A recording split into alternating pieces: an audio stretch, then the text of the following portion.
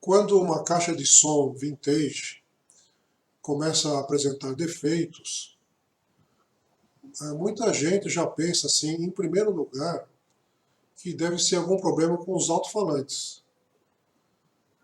Isso é normal, porque os alto-falantes são a parte mais visível e mais perceptível de uma caixa de som.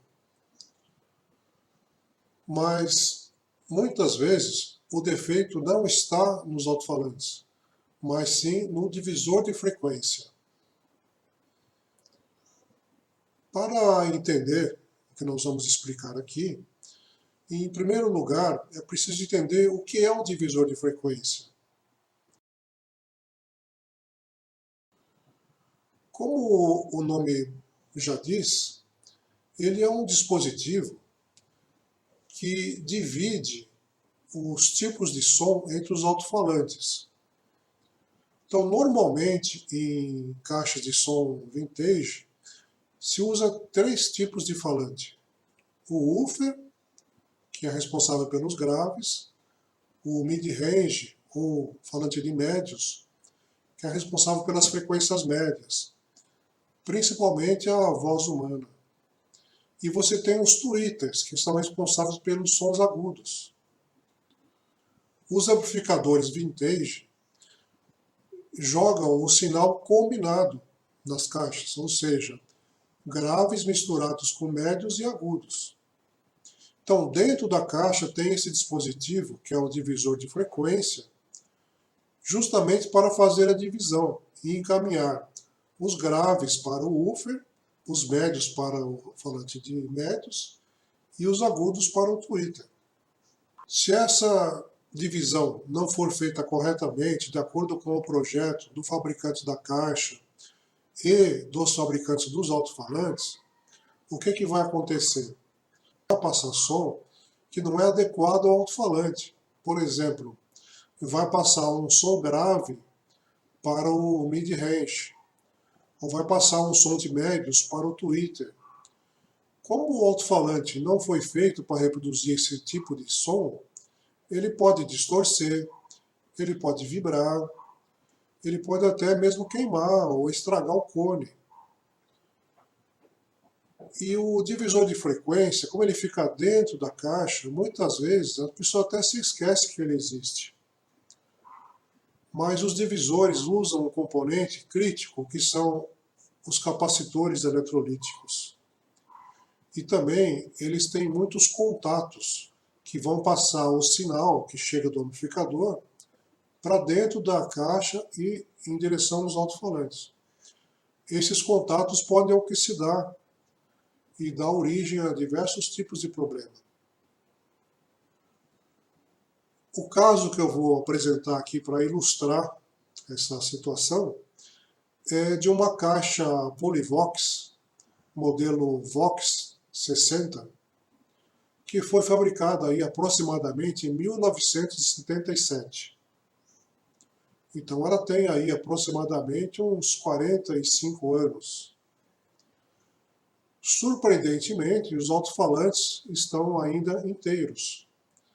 Mas o que a gente reparou nela é que quando você aumenta o volume, principalmente num som, numa música que tem muitos médios, ocorre uma distorção, um barulho de vibração. É diferente da vibração do woofer. É um outro tipo de som, é uma vibração mesmo, uma distorção. Inicialmente, o proprietário dessa caixa pensou que era o tweeter que estava com defeito e nos mandou a caixa já com esse diagnóstico. Olha, precisa consertar o tweeter. Só que analisando aqui os alto-falantes separadamente, ficou claro que os alto-falantes em si estavam bons. Então o problema deve estar em outro lugar, que é justamente o divisor de frequência. Essa caixa da Polyvox utiliza um divisor como esse que eu vou mostrar aqui no esquema. É um divisor de 6 dB por oitava, ou seja, ele tem apenas um elemento para cada alto-falante para separar os sons. Ao passo que os divisores de 12 decibéis por oitava têm 2 elementos ativos para cada faixa de frequência. Então repare que para o woofer existe uma bobina que impede ou dificulta que os sons agudos cheguem no woofer.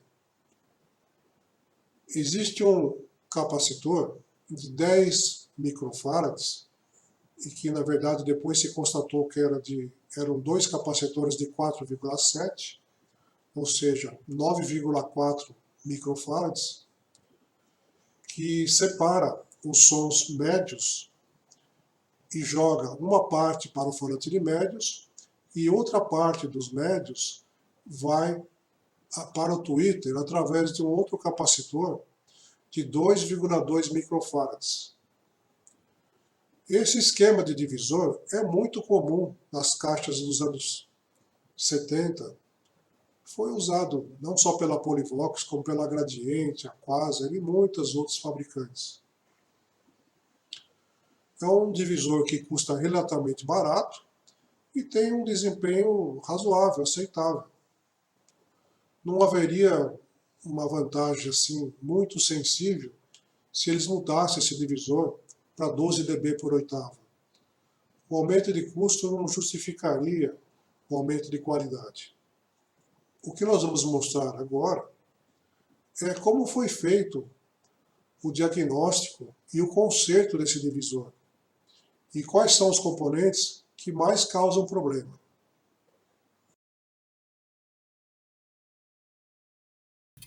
Esse é o divisor da caixa Polivox que a gente vai analisar. De cara, o que dá para perceber aqui é muita oxidação. Aqui nos contatos, aqui atrás, onde ligam os cabos, está tudo muito oxidado. Então, provavelmente, aqui deve estar dando mau contato. Outra coisa que pode estar dando problema aqui são esses potenciômetros de fio. E com o tempo eles oxidam e pode dar mau contato. Agora, o principal ponto aqui, além da oxidação, são os capacitores, que com o tempo o valor deles se altera. Então o funcionamento do divisor fica totalmente alterado. Para fazer as medições, nós vamos usar aqui um multímetro digital na função de ohmímetro, medir resistência, e vamos usar aqui um outro multímetro digital na função de capacímetro, para poder avaliar os capacitores.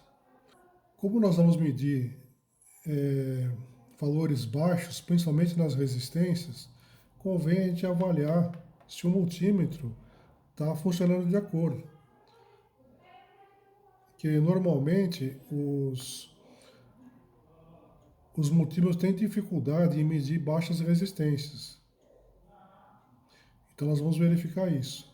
Vamos verificar também o capacímetro. O capacímetro é mais fácil. Nós temos aqui um capacitor de 1 microfarad. Então vamos verificar o que está acontecendo com ele. Ali, está acusando então 1,06 microfarad. Então quer dizer que o aparelho está marcando certo. Vamos verificar agora o ohmímetro. Então, se a gente der um curto-circuito aqui, ele teria que acusar 0 ohms. Mas isso dificilmente acontece. Ele está acusando ali, olha, 0,5 ohms, meio ohm. Para a gente ver se ele está marcando certo, temos aqui um resistor de 4,7 ohms.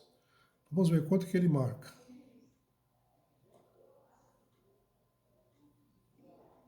Ela está acusando 5,2, 5,1. 5,1 menos meio ohm seria 4,5 ohms. Então,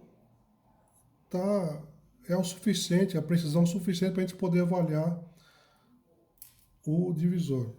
Então, a primeira coisa que nós vamos verificar é quanto que está a resistência entre o fio que entra aqui no positivo e quanto que sai aqui para o circuito interno. Então vamos colocar aqui a garrinha no circuito interno e vamos encostar aqui para ver quanto de resistência que ele está oferecendo.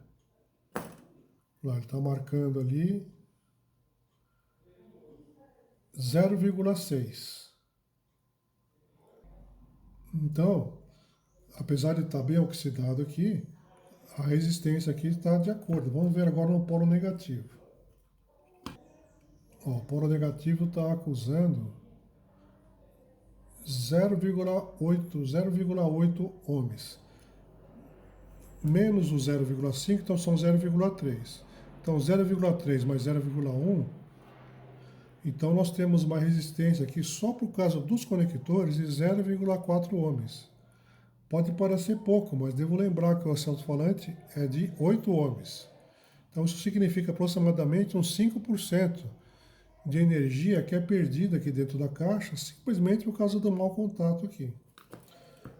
Vamos agora ver os capacitores. Então, para não ter interferência, eu já soltei aqui um dos terminais, porque senão eu estaria medindo o circuito todo. Então vamos ver quanto que está dando aqui. E aqui temos dois capacitores de 4,7 ligados em paralelo. Então deveria dar 9,4.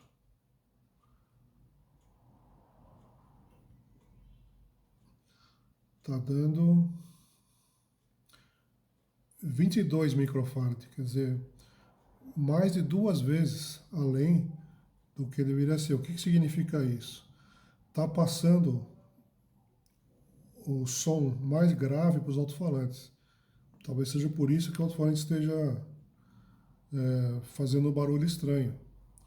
Que o corte, em vez de ser nos 1300 Hz, como deveria ser no projeto, deve estar aqui por volta de uns 500 Hz, coisa que o falante não suporta. Vamos ver agora o tweeter. O tweeter tem um capacitor aqui de 2,2 microfarads. Vamos ver quanto que está dando. Esse aqui até que está razoável. Lá. Em vez de 2,2, está dando 2,36 microfarads. Então, esse capacitor está bom. Esses dois aqui estão totalmente fora. Então, teria que substituir esses dois capacitores. Mas, já que estamos mexendo, vamos substituir todos os capacitores. O capacímetro do multímetro não é tão preciso quanto um capacímetro específico, um aparelho feito só para medir a capacidade. Então, o que fizemos aqui? Tirei os capacitores fora para conferir se a medição que a gente fez no multímetro é igual realmente ao aparelho mais preciso. Então, vamos começar com o capacitor de 2,2. Está acusando o mesmo valor que deu no multímetro, 2,33. Então, realmente, esse capacitor aqui, ele está bom, mas por vida azul vai ser trocado.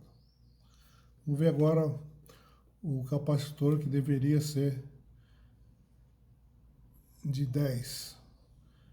No outro multímetro deu 22, aqui está dando 16. De qualquer forma, para um capacitor de filtro, esse valor é muito alto, é muito fora da especificação. Então, realmente, esse capacitor aqui que está causando problema na caixa. Ele está fazendo um corte, uma frequência bem abaixo do que deveria ser. Então, provavelmente ele está cortando aí por volta dos 700 Hz, 800 Hz, quando deveria cortar em 1300, a frequência que chega no falante de médios. Então, realmente está aqui o problema. Além, é claro, dos maus contatos que tem aqui nesses conectores que estão enferrujados. Então, nós vamos fazer a correção nos conectores. Os potenciômetros já foram revisados, estão em ordem. Então, a grande questão aqui realmente é trocar os capacitores e fazer a limpeza geral. Com isso, esse divisor deve voltar a funcionar como foi projetado.